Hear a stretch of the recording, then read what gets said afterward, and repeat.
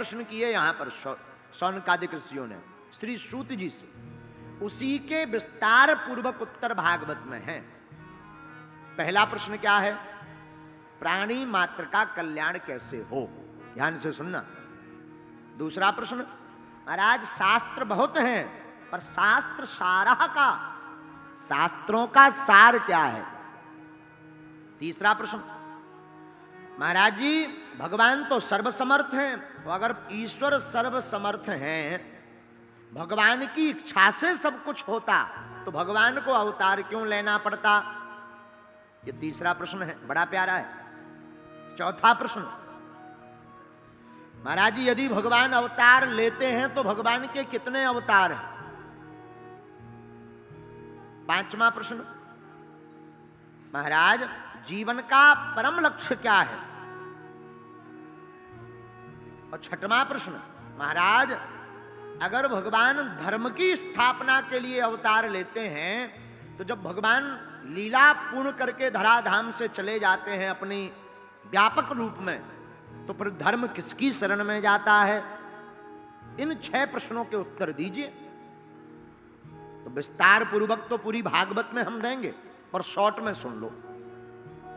पहला प्रश्न है प्राणी मात्र का कल्याण कैसे हो, यानी हम जीवों का कल्याण कैसे हो? तो बढ़िया उत्तर यही है, भागवत कथा सुन करके भक्ति करके जीव अपना कल्याण कर सकते हैं। दूसरा प्रश्न, शास्त्र बहुत हैं, शास्त्रों का सार क्या है? भगवान नाम का कीर्तन, भगवत चरणों में प्रीति बढ़ाने की बात को पुष्ट करना ही शास्त्र का सार है। वैसे तो बहुत लंबा है, पर एक शब्द में बता रहे। तीसरा प्रश्न, भगवान सर्वसमर्थ जगदीश्वर हैं, अवतार क्यों लेते हैं? हम आपने सुना कि भगवान इच्छा मात्र से प्रलय कर सकते हैं, हाँ जी या ना जी? बोलो। तो क्या भगवान रावण या कंस को ऊपर बैठे बैठे नहीं मार सकते? अरे भाई अच्छा ये छोड़ो, कंस को रावण को बल किसने दिया? किसने दिया? बोलो। भगवान ने। ऐसे समझो, आपने अपनी छोटी बहन को एक मिठाई का डिब्बा दिया और कहा कि ये सबको देना है, पर छोटी बहन बड़ी तेज है, अब वो स्वयं खाए जा रही पर दूसरों को नहीं बांट रही, बाकी भाइयों। तो डिब्बा किसने दिया? किसने दिया? हमने। हाँ जी या ना जी?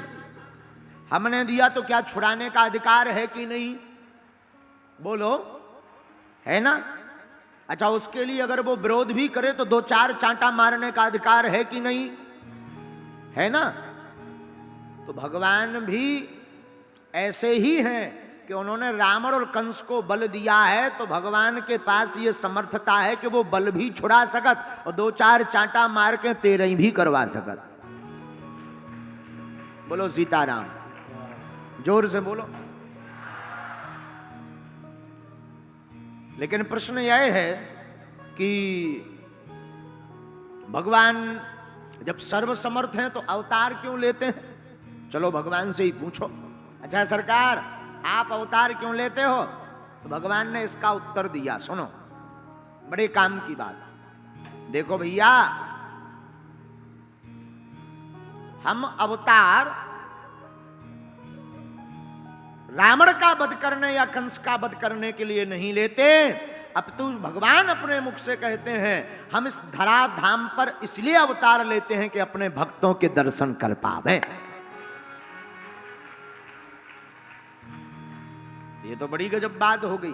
भक्त तो आपके दर्शन के लिए ललायत रहते, आप क्यों दर्शन करना चाहते? तो ठाकुर जी बोले, भैया जितने भक्त हमारे दर्शन करने के लिए तड़पते हैं, उससे 10 गुना ज्यादा हम अपने भक्त के दर्शन के लिए तड़पते हैं। ये भगवान की दया।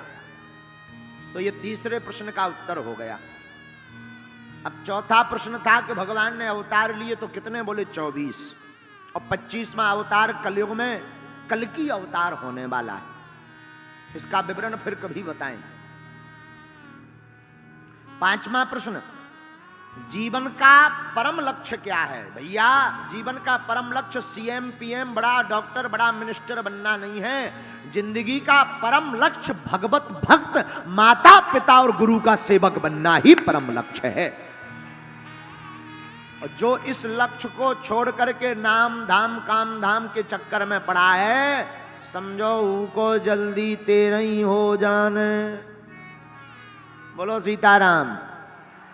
हाँ, उसका बेड़ा पार होने वाला नहीं है। जीवन का परम लक्ष्य है भगवत प्राप्ति। 6वां प्रश्न क्या था? धर्मः कम शरणम गता। जब भगवान लीला पूर्ण करके चले जाते हैं तो धर्म किसकी शरण में जाता? बोले भैया जब भगवान अपनी लीला पूर्ण कर देते हैं तो धर्म जो है भगवत संत भगवत भक्त जनों के पास जाकर के अपनी रक्षा करता है। और कथाओं के माध्यम से संतों के चमत्कार से धर्म की रक्षा होती और धर्म का प्रचार होता है।